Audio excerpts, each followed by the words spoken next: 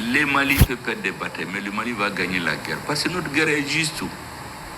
On n'est contre personne. On veut simplement qu'on nous laisse nous développer normalement. Mais ce qui se faisait avant là, nous, on ne va plus l'accepter. Même si un dirigeant se met dans cette voie-là, les Maliens vont l'enlever. Au début, c'était la guerre militaire et informationnelle et diplomatique. Aujourd'hui, ils ont versé dans la guerre religieuse, la guerre économique, la guerre politique sur tous les plans.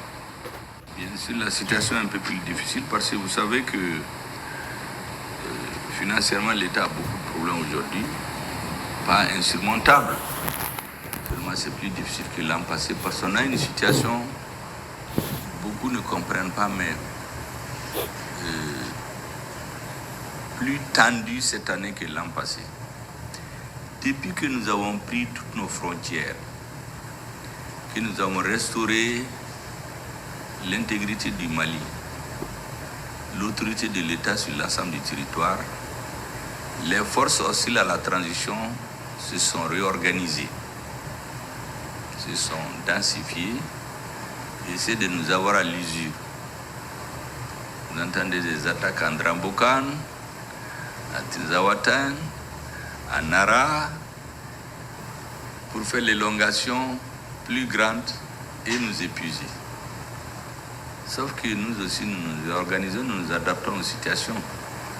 Ça rend les choses un peu plus difficiles que quand cela n'était pas arrivé. Ensuite, ça c'est la guerre physique. Ils ont décidé de la guerre informationnelle et communicationnelle, on a tenu. Et politique.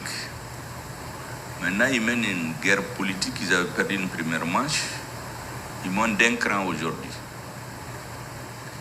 Il y a la guerre religieuse.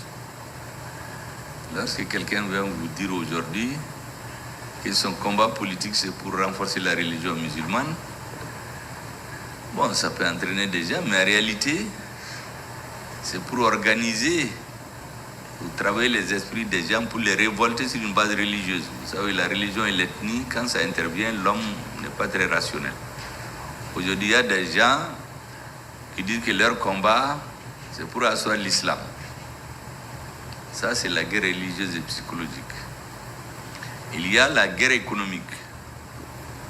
Vous savez que quand le franc malien du président Modibo Keïta, en son temps, on avait commencé à le déstabiliser, on a commencé par deux choses. D'abord, la principale source d'exportation en ce temps, c'était l'élevage. Il y a un pays voisin qui prenait presque les 75 à 80% du bétail malien. Du jour au lendemain, il dit non, il va acheter la viande au Brésil. Pas de devise. Donc le pouvoir était obligé de se réorganiser pour vendre les produits agricoles. Ce qui fait que ceux qui étaient à Lomé, disons à Monrovia et autres, savaient que les ports étaient bourrés de riz de très haute qualité, alors que les Maliens avaient faim. Les gens faisaient l'accueil ici depuis 4 heures pour trouver à manger. Les gens qui n'ont pas à manger, il n'y a pas eu de sécheresse. Ils finissent par se mécontenter contre le régime. Donc toutes les techniques ont été utilisées pour que les gens ne soient pas satisfaits du régime. Les paysans étaient maltraités, on rapportait les récoltes, parce que l'État était obligé de vendre des céréales à l'extérieur pour avoir des devises. Ce qui fait que le paysanat a rompu avec le régime. Les opérateurs économiques, la même chose. Donc aujourd'hui, il y a toute une technique qui est organisée pour des ONG, pour créer des parcs d'élevage dans certains pays, pour que l'élevage ne vienne plus du Mali, mais qu'il devienne des pays où on élève tout. Pour qu'on n'achète pas les bétails maliens. On attire des éleveurs qui font la transhumance là où les animaux peuvent brouter, donc on leur crée des espaces spéciaux dans certains pays. Ça, c'est la guerre économique. Puis la guerre financière, vous savez, auprès des différents partenaires, on pose des conditions. Tout ça, c'est fait pour nous affaiblir. Et donc, nous sommes obligés de nous réorganiser, nous aussi, pour nous adapter à la nouvelle situation. Ce qui fait qu'il y a beaucoup de choses qu'on faisait avant, qu'on ne fait plus aujourd'hui. Je passe mon temps à expliquer au personnel qu'ici à la primature, On ne peut pas acheter de nouveaux engins à des conseillers, à autres. D'autres se fâchent, ils disent que c'est le Premier ministre, ils vont en parler partout. On ne peut pas payer certains montants à des personnes, il y en a qui se fâchent, Premier ministre descendra à TC. Tout ça, c'est des techniques qu'on comprend très bien. Ou bien, à Bolote, fouille là. Soldat sur fait un bête, pourquoi critiquer soldat là? Vous savez qu'il y a un président qui est tombé maintenant. Il y a 2 ans, il m'a vu dans un pays africain avec son ministre des Affaires étrangères. Ils ont fait 2 heures pour me convaincre qu'un homme politique comme moi, ce n'est pas valorisant que de suivre des militaires. Je vais me griller pour rien. Vraiment, c'est un homme politique qui a son avenir, il faut laisser les militaires. Sauf que quand je suis sorti, j'ai dit à mes collègues, vous savez, c'est la même chose qu'ils vont dire aux militaires aussi. Cet homme politique-là, il n'a rien, il n'a pas de base, il n'est pas aimé, il s'accroche à vous. Parce que la technique, c'était de diviser au sommet de l'État. Parce que tous les pouvoirs politiques, là, pour les faire tomber là, c'est pas compliqué. Historiquement, on n'invente rien. On divise au sommet ou on les coupe de la base. C'est ça l'histoire de tous les pouvoirs politiques. Karl Marx dit que celui qui ne connaît pas l'histoire est appelé à la répéter. Donc tous les régimes, c'est la même technique. Au début, ils ont tenté pendant 1 an de nous opposer. Des prémices clivantes. Il ne veut pas rassembler les Maliens. Mais quelqu'un qui s'assoit, il regarde, on tue des centaines de Maliens. Lui, il pense à sa poche.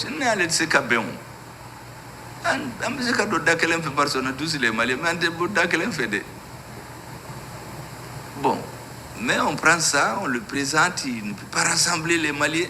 Mais à des périodes historiques, je viens d'expliquer aux uns aux autres, il n'y a pas le consensus là, c'est quand tout va bien.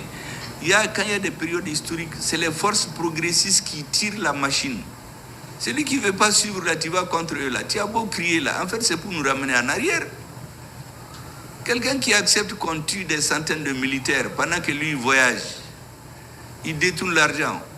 On ne peut même pas acheter des simples lunettes à vision nocturne. On ne peut pas acheter des avions de transport. Et lui, il se plaît dans ça. Moi, je ne peux pas m'entendre avec lui. Donc, s'il prend des journaux, il passe pour dire que le premier c'est clivant, on ne peut pas se réunir avec lui. Mais ça, c'est son problème. Moi, je ne peux pas me réunir avec lui. Sauf s'il accepte les conditions des forces progressistes au Mali.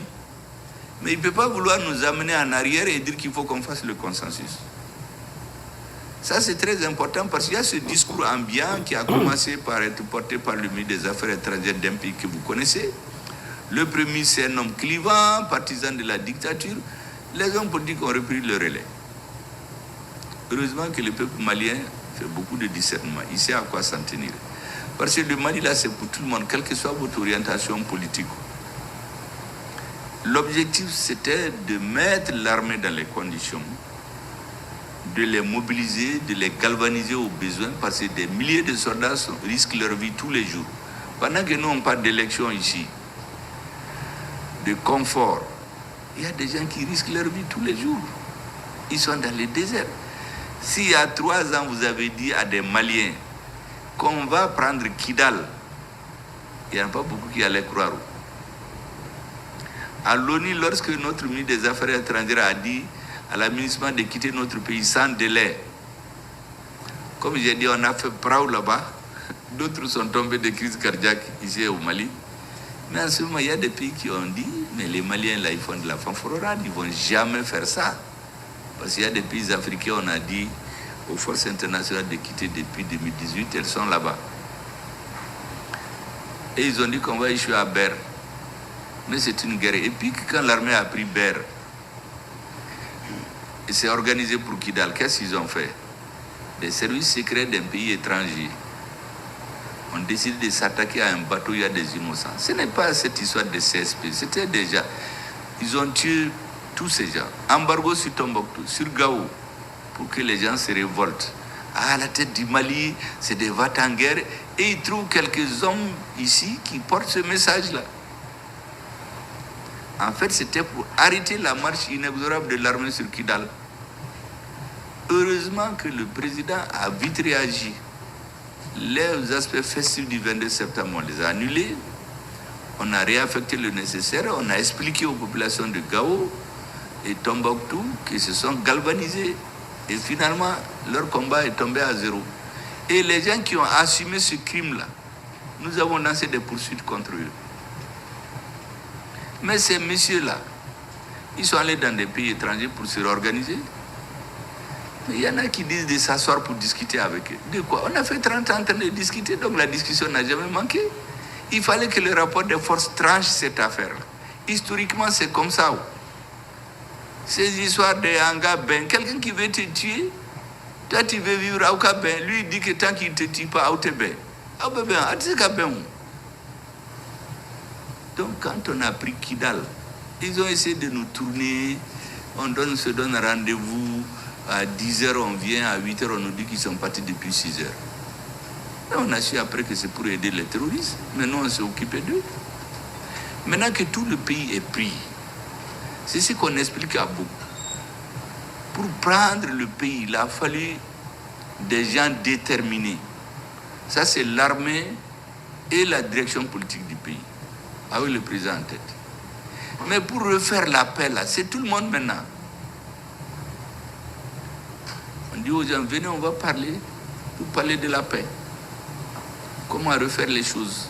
C'est pendant ce temps que les autres s'organisent pour imaginer de nouvelles façons de déstabiliser le régime de la transition. Mais il ne faut rien attendre. On a la chance, il y a des dirigeants de l'armée aujourd'hui qui sont aussi organisés et qui ont montré qu'il y a des choses qu'on peut faire que les autres ne pensent pas que les Africains peuvent faire. Et nous allons donc tenir. En conséquence, il y a des choses qui vont manquer. Ça, c'est la réalité de notre pays aujourd'hui. Au début, c'était la guerre militaire et informationnelle et diplomatique. Aujourd'hui, ils ont versé dans la guerre religieuse, la guerre économique, la guerre politique sur tous les plans. Mais on fera l'effort, écrivez-nous très rapidement, on fera l'effort de venir comme on l'a fait l'année passée. Maintenant, pour le reste, vous savez, j'ai tenu à ce que les ministres de la Santé, dont relève administrativement les retraités, le ministre de la fonction publique soient là. C'est pour qu'ils vous écoutent, parce que c'est à eux que je vais m'adresser in fine. C'est à eux de présenter au gouvernement les décisions à prendre. Vous pouvez aussi lorgner du côté du sincère, je pense. Parce que toutes les questions comme les vôtres qui ont été débattues aux Assises nationales de la refondation, le président de la transition a innové.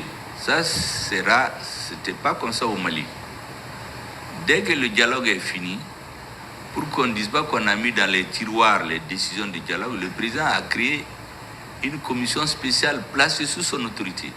Donc chaque mois, chaque 2-3 mois, il demande au gouvernement, mais ce que les Maliens ont demandé, qu'est-ce que vous avez pu faire là-dedans? Pour qu'à la fin, le président puisse dire aux Maliens, voici ce que j'ai pu faire, voici ce qui est en cours, voici ce que le nouveau pouvoir va faire. Je pense qu'il serait pas mal de les réécrire aussi en même temps que vous faites au gouvernement. Ça va multiplier les lieux, on va vous entendre. Parce que comme je dis, on est en Afrique. Le plus grand bonheur pour un Africain, c'est que ton papa ou ta mère qui vit dans tes mains, tu t'occupes d'eux jusqu'à ce qu'ils décident de vous quitter. C'est ça l'honneur des Africains. C'est ailleurs qu'on prend ses parents et les envoie je ne sais où. Donc si on veut réussir, on a besoin des bénédictions de ceux qui sont sacrifiés pour le Mali. Et comme je vous ai dit, moi j'ai un respect religieux pour les retraités et les militaires. Les retraités, parce que certains ont donné 40, 50 ans de leur vie. Certains n'ont même pas de maison. Les militaires, parce que tous les jours, ils sacrifient leur vie pour que nous, on se mette à parler ici. Et on a la chance aujourd'hui d'avoir ce que vous appelez les monobodions là, parce qu'ils comprennent exactement qu'aussi longtemps qu'on n'avait pas tranché cette histoire de Kidal là, tout le reste c'était des blabla. On a fait 30 ans là-dedans, on a donné des grades, on a donné des places, on a donné de l'argent, mais ça n'a servi à rien. Maintenant que cette question est tranchée, Je pense que le président a pris de nouvelles dispositions et nous avons la chance, quelqu'un qui a vécu les choses dans sa chair. Vous savez, l'avantage qu'on a aujourd'hui à la tête de l'État, vous avez des militaires qui étaient sur le terrain, à Kidal, à Menaka, à Ndramboka. Ils ont frôlé la mort. Les trahisons, là, ils ont tout vu. Et ils n'ont pas besoin de lire des livres pour se décider. Et nous, notre opinion est très claire. Ce n'est pas les blabla, les discours politiques là, consensus, on est des amis. Nous, on regarde concrètement. Quand vous dites que nous êtes nos amis, qui sont venus en nous disant, écoutez, on vient pour détruire les terroristes. 2013. 2020, le terrorisme qui était confiné au nord, c'était à 80%. Donc vous n'êtes pas venus pour détruire le terrorisme. Vous nous dites, nous on vient pour assurer l'autorité de l'État partout. Mais vous empêchez nos militaires de rentrer à Kidal. Mais Assimi Goïta était dans l'équipe à laquelle on a refusé de rentrer à Kidal. Lui, on ne peut rien lui raconter. Les enlèvements, les coups qu'ils ont joués. Mais le président du CNT, il a subi ça. Le ministre de la Défense, il a subi ça.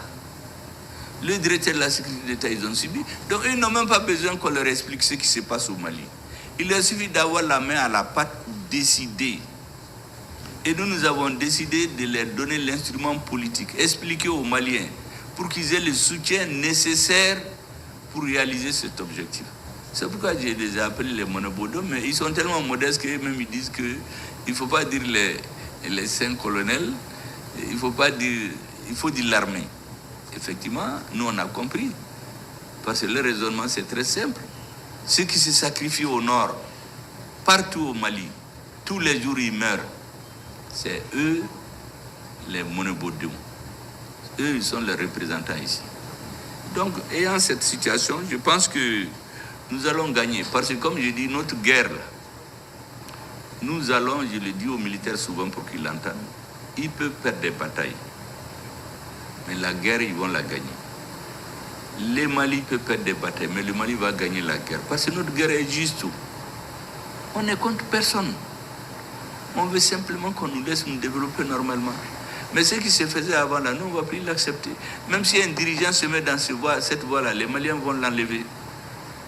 Dit de quitter. Donc vraiment, je voudrais vous saluer, vous dire de nous faire beaucoup de bénédictions, de faire beaucoup de bénédictions pour nos militaires, pour les hommes de rang, pour les hommes de troupes, pour le président et ses compagnons. Parce que les nations, je vous l'assure, nous, on nous a cultivés dans le manque de considération pour l'armée. Ce sont des histoires. Toutes les grandes nations que vous voyez là, on les respecte à partir de leurs forces militaires. L'économie, c'est normal, mais il faut pouvoir défendre son indépendance, sa souveraineté. C'est ce que nous avons retrouvé grâce à des hommes que nous avons. Et on a besoin de vos bénédictions. En retour, vous ne demandez pas beaucoup. En réalité, financer un congrès de retraités, ce n'est pas beaucoup d'argent. Si ce n'est pas qu'on est dans les difficultés, mais comme j'ai dit, on fera ce qu'on peut. Maintenant, pour les revendications, on demande beaucoup de compréhension à tout le monde. Il y a beaucoup de choses, ce n'est pas parce qu'on ne veut pas faire.